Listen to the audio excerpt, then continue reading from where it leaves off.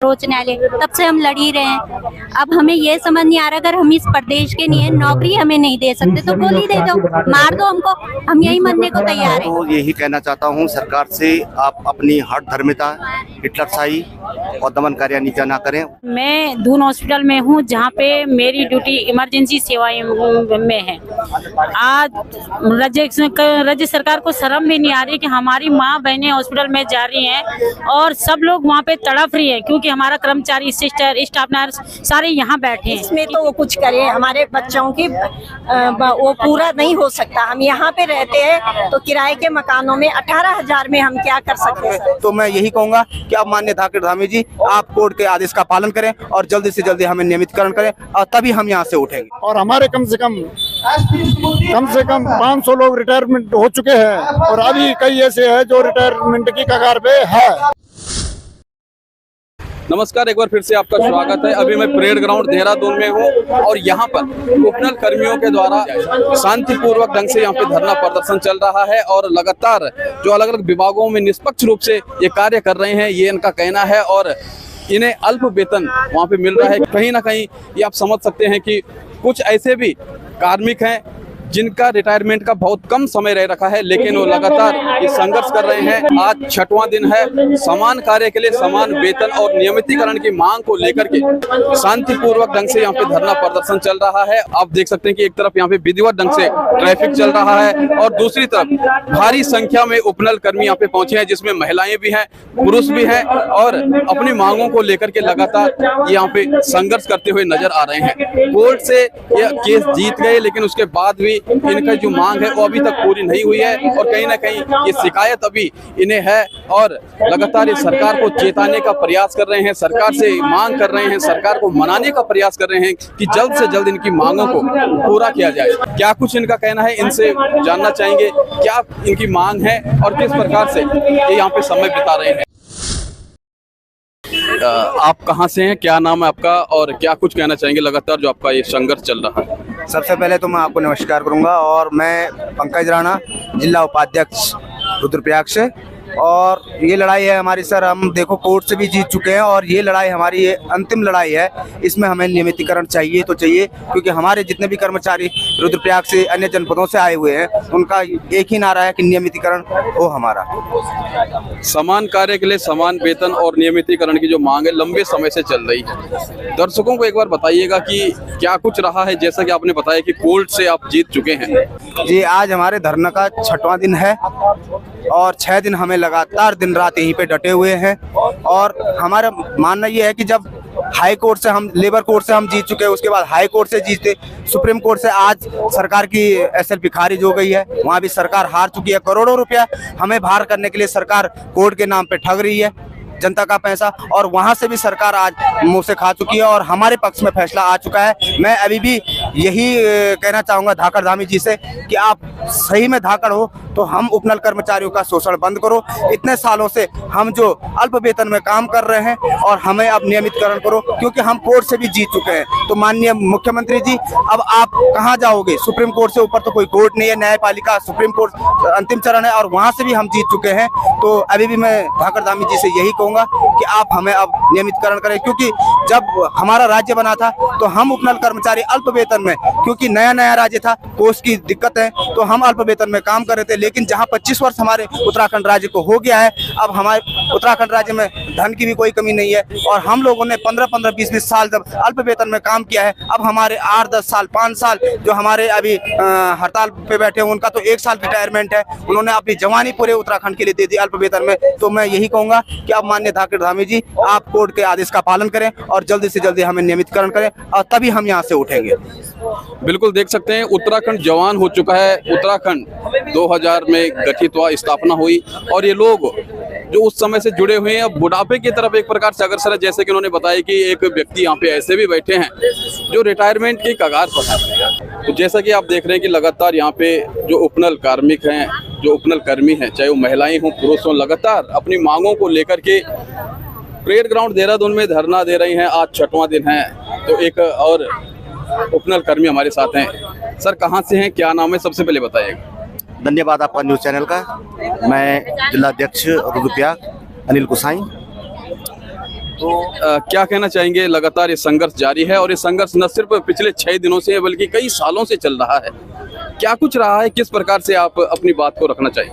मैं तो यही कहना चाहता हूं सरकार से, आप अपनी हठधर्मिता, हिटलरशाही और दमनकारी नीतियां ना करें अपने कर्मचारियों के साथ, क्योंकि इस धरने में 13 जनपदों के 22,000 कर्मचारी प्रतिभाग कर चुके हैं। और मैं सरकार से ये कहना चाहता हूं कि आज आप कह रहे हैं कि युवा उत्तराखंड, लेकिन ये युवा उत्तराखंड नहीं दिखाई दे रहा है। सिर्फ कागज और समाचार पत्रों में आप लोग सिर्फ युवा उत्तराखंड कह रहे हैं। आज ये लगा लो कि हमारे उपनल कर्मचारियों ने इस उत्तराखंड के लिए 5, 10, 15, 20 और 21 साल तक लगातार सेवाएं दे रहे हैं। और कई साथी हमारे लोग जो है कि आज रिटायरमेंट हो चुके हैं और कई लोग शहीद हो चुके हैं। और विगत आने वाले 1-2 साल बाद कई सैकड़ों कर्मचारी रिटायरमेंट पे हैं। मैं सरकार से ये कहना चाहता हूं कि हम लोग हाई कोर्ट, सुप्रीम कोर्ट से जीत चुके हैं और आपने बार बार अपने मंचों पे कह चुके हैं कि उपनल कर्मचारी को नियमितीकरण किया जाए, लेकिन अभी तक धरातल पटल पे कोई भी कार्य नहीं हुआ है। और लगातार आप कह रहे हैं कि समितियां गठित हो रही, लेकिन समितियों का कोई भी समाधान नहीं हो पाया है। मैं आपसे अपेक्षा करता हूं कि जल्द से जल्द हम लोगों को नियमितीकरण किया जाए। और आज देख लो, फिर आज सरकार की सुप्रीम कोर्ट में रिव्यू पिटीशन खारिज कर दी है।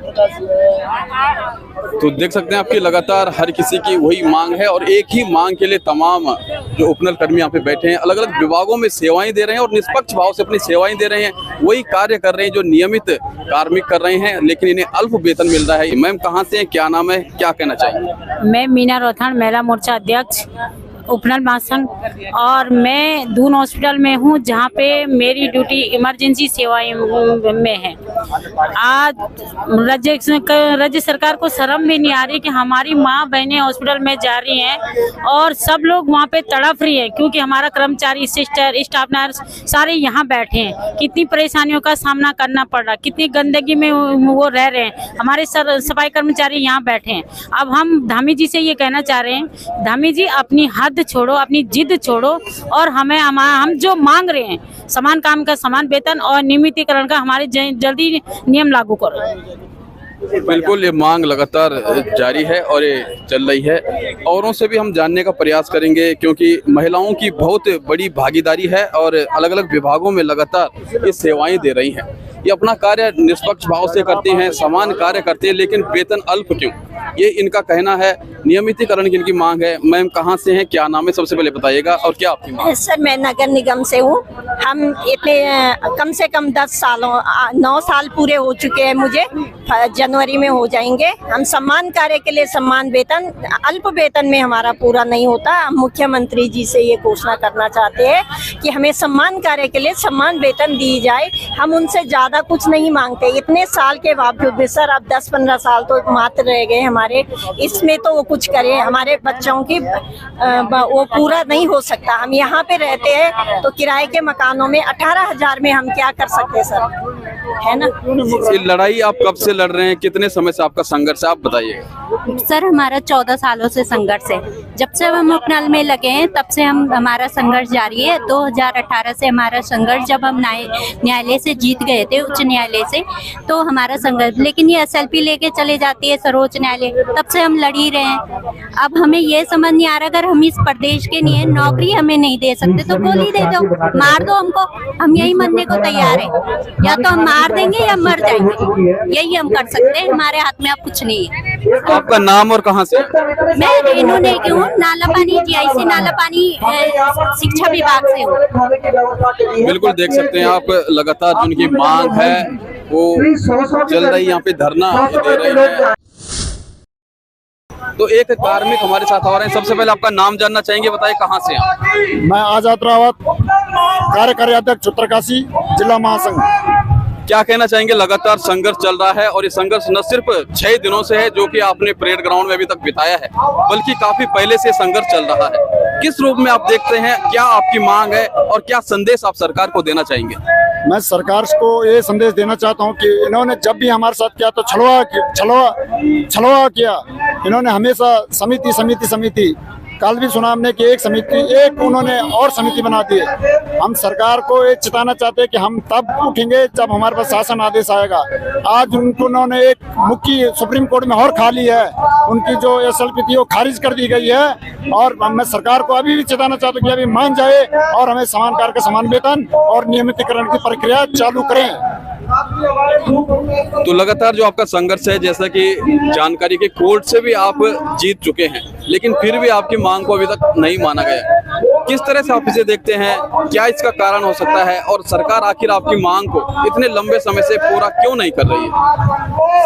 इस तरह सरकार इसलिए हमारी मांगे नहीं मान रही है क्योंकि उन्हें अपनी IC करनी है। जो हम तो सुप्रीम कोर्ट से भी जीत चुके हैं, तो उनको माननीय धामी जी ने 3 साल बेमिसाल में स्वयं अपने मुखार बिंदु से घोषणा कर रखी है कि उपनल कर्मचारी नियमित होंगे, पर अभी तक उन्होंने 8 महीने बीत चुके हैं, उन्होंने अभी तक 8 अक्षर तक उस नियमावली का कोई नहीं किया और एक नई समिति बना दी है।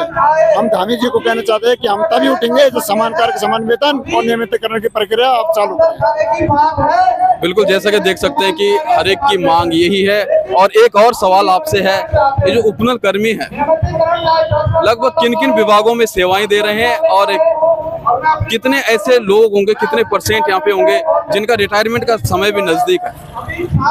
जितने भी उत्तराखंड में जितने भी विभाग है, सब विभाग में उपनल कर्मचारी सेवा दे रहे हैं और हमारे कम से कम 500 लोग रिटायरमेंट हो चुके हैं और अभी कई ऐसे हैं जो रिटायरमेंट की कगार पे है। 20 साल 42 हर किसी को 15 साल 20 साल 22 साल सेवा करते हुए हो गया है।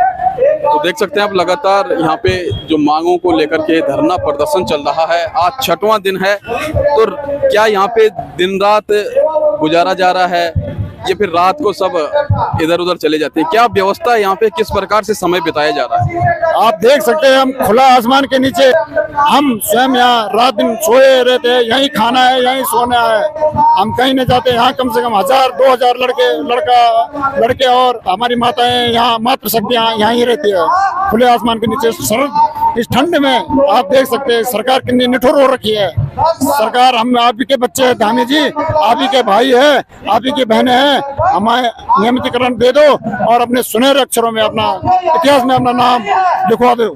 सुनहरा मौका है आपके पास।